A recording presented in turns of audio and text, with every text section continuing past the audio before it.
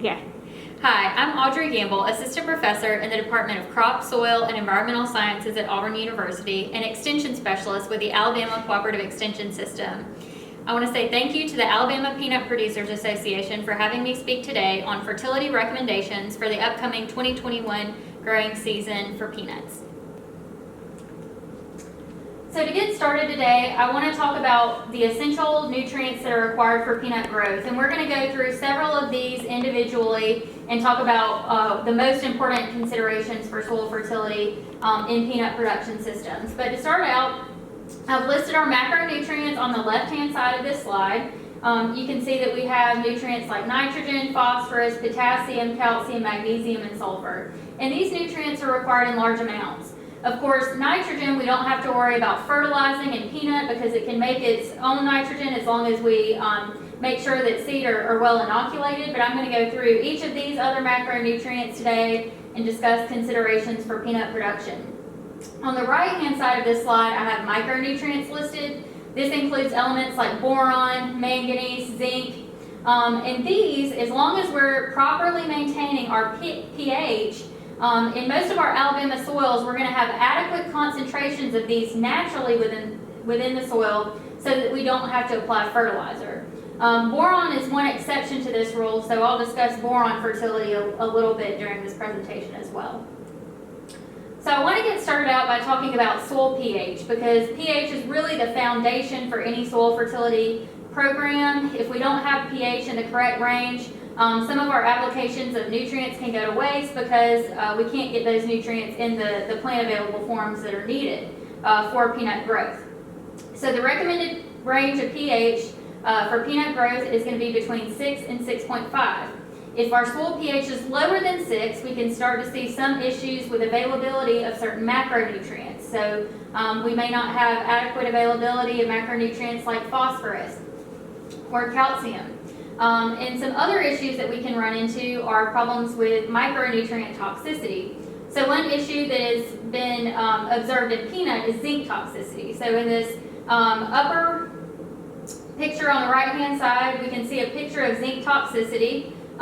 This occurs at low pH and it shows up as stunted plants, and you can see some characteristic stem splitting in here as well. So this picture was taken during the 2019 growing season from a field in the wiregrass, and we did a soil sample test to confirm low pH in the soil, and then a plant tissue test of the peanut leaves, which confirmed that zinc was at very high levels within this plant. So again, making sure that our pH is at least 6 can help us avoid some of these problems. However, we can have a pH that is too high as well. At high pH levels, we can start having issues with micronutrient deficiency. So on this picture, on the bottom of the right-hand side, we can see a couple of pictures of manganese deficiency, which is commonly observed in peanuts when we have pH levels that are too high. So this is a field, again in the wiregrass, where we had pH levels of about 8, and we saw manganese deficiency symptoms set in. So that was an intervanal or yellowing intervanally. So between these veins of the peanut leaf, we see them yellowing, and this yellowing primarily occurs at the top of the plant. So if we get our pH levels too high, we can start to see such issues come in. Now this particular deficiency symptom can be easily corrected with a foliar spray of manganese. So moving on to our macronutrients, I want to start out with phosphorus and potassium. We always want to apply P and K according to our soil test recommendations. So many of you have seen soil test calibration curves like the one I've shown here that shows how soil test levels of a given nutrient, in this particular example I have phosphorus listed, but this applies to any nutrient, and correlates it with yield. So that we can see when we're at low levels or very low levels of a given nutrient, we're not meeting close to our yield potential. So if our soil test says very low, our crops are likely to yield less than 50% of their potential. And as we start to increase those soil test levels, we see increases in that yield potential up to a certain point. And then once we reach what is called the soil critical level, adding additional nutrients does not help us out anymore, and it can be a waste of money. So we want to make sure that our soil test potassium and phosphorus is at this critical level, and using soil testing, frequent soil testing will tell us this. I will say that typically in peanut crops, we don't often have to apply phosphorus and potassium if we're rotating with other crops like cotton or corn that have a higher nutrient demand. So I've got in this graph just kind of an example of potassium removal shown in these orange bars, and phosphorus removal shown in these blue bars for a typical crop of corn, cotton, and peanut.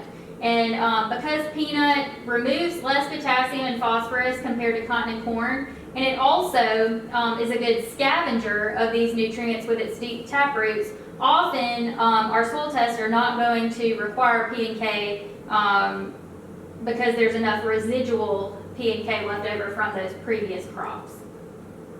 Moving on to calcium, which we might consider our most important nutrient for peanut development. So calcium is very important for peanut production, and it's very unique because calcium is absorbed differently in peanut than other nutrients. So most of our nutrients are going to be taken up by the crop roots, whereas calcium is going to be absorbed by the pods directly from the soil solution.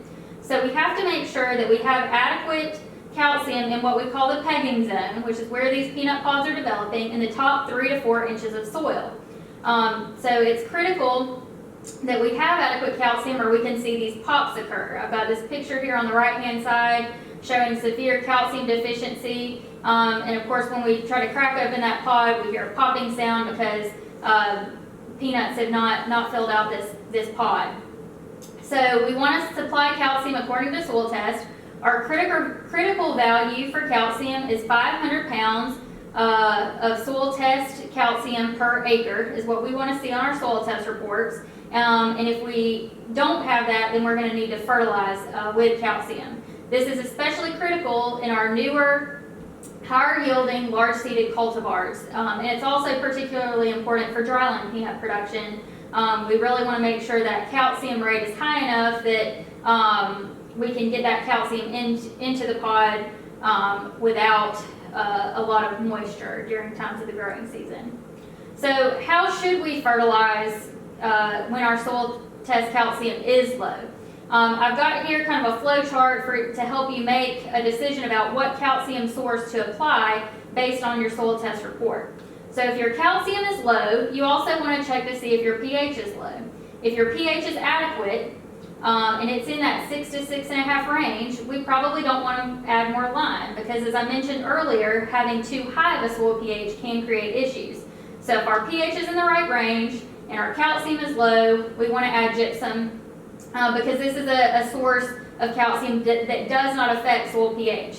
So our typical recommendation is a half ton of gypsum per acre if calcium low and pH is adequate. And then, of course, there's a blanket recommendation for this if peanuts are being used for seed production. Now, if your calcium was low and soil pH is also low, then we need to make some other considerations. Number one, is your magnesium low? If your magnesium is low according to soil test, then we're going to want to add dolomitic lime because dolomitic lime has a higher magnesium concentration than calcitic lime. So that dolomitic lime is going to supply magnesium, it's going to supply calcium, and it's also going to help bring that pH up. Now, if your magnesium is not low, it's adequate, then we can supply either calcitic or dolomitic lime. It really doesn't matter, just whichever source is cheapest and most readily available to you. There are some alternative sources of calcium on the market. Through research to date, we haven't seen any additional benefit of some of these sources that are marketed as having increased availability of calcium. So this is some research that we did between 2015 and 2017. This is from an Alabama location, but this was repeated in Georgia as well. And we had a couple of alternative gypsum products and a liquid product. This liquid product only supplied a few pounds of calcium per acre at their recommended product rate. And so you can see that in this chart that shows seed calcium according to source, gypsum and lime were the two most reliable sources for increasing that calcium in the peanut seed. And so we increased uptake by 20 to 25% with gypsum and lime. So those are just our tried and true sources of calcium in peanut production. As far as timing, with lime, we want to go ahead and apply that at plant so we can be getting our pH up for the crop. But for gypsum, we want to wait to apply early bloom. And the reason for this is gypsum is more soluble than lime. It's highly soluble, and if we apply it too early and we get several periods of heavy rainfall, that calcium can leach below the pegging zone. So it's recommended to kind of wait till early bloom before we make those gypsum applications. A quick word on sulfur. As we move on, sulfur is rarely needed in peanut production systems. And one big reason for this is that a half-ton application of gypsum contains 170 pounds of sulfur per acre, which is far more sulfur than you actually need for peanut production. So if gypsum is applied, it's certainly not a concern. And we also rarely see sulfur deficiencies in the field, even if gypsum isn't applied. This is a study that we did this year in 2020. It was repeated at the Wiregrass Station in Headland as well as in Georgia. And we did not see any yield benefits to applying sulfur above our untreated control in this growing season. We're going to continue this study in next year, but we want to make sure that for our newer, higher yielding varieties, we don't have an additional sulfur requirement, but we just don't have good evidence at this point that it's needed. If you suspect that you might have a sulfur deficiency, you can always take a tissue test during the growing season and make sure that sulfur is in the right range. Moving on to boron. As I mentioned previously, boron is really the only micronutrient that we're worried about in peanut production systems as long as our pH is adequate. Our recommendation for boron is 1/3 to 1/2 pound of boron per acre. This can be applied as a broadcast application at plant or as foliar applications from early to mid-bloom. And of course, it's very popular to make boron applications with fungicide applications. To be honest, a lot of times we may not see a response to boron in the field, but it's hard to soil test for boron, and we don't typically know what we're starting with, and so we basically apply boron as an insurance because it's cheap, and we want to make sure that we don't get a boron deficiency in the field because boron deficiency can cause things like what we call hollow heart, where we have kind of a hollow kernel of the peanut, and eventually, if it's severe, it would cause something like this black heart. So again, the general recommendation is 1/3 to 1/2 pound per acre.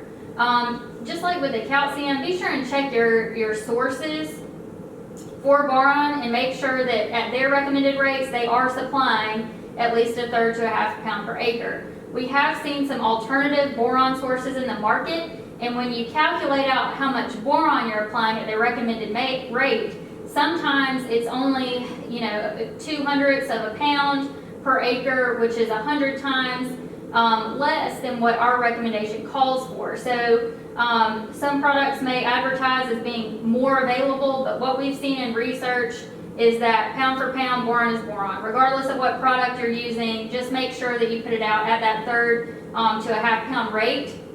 In this particular example that shows leaf boron uptake compared to with these different treatments, we saw that these two products where we did apply at least 1/2 pound of boron per acre, we saw increased uptake of boron in the leaf, whereas in the product that supplied boron at 0.02 pounds per acre, we did not increase leaf boron compared to an untreated plant. So that's kind of my overview of different nutrient considerations for peanut production, but I want to go over a couple of quick tips for making sure that we get the most out of our money that we invest in fertilizer. And number one, I want to talk about using a soil sampling strategy that accounts for field variability. We know that our soil types are extremely variable. The water movement in a field can be extremely variable. And so as a result of all this, we can see high yield variability within a field. So these are some photos from a Georgia publication that just shows, this is actually cotton field, but showing some areas of the field where we see very poor growth and areas where we see very lush growth. And so we can use this historical information about our field. You know, do we have areas that are performing poorly and some that are performing well? Well, let's take soil samples in those areas separately so that we can tease out whether that is due to a nutrient deficiency issue.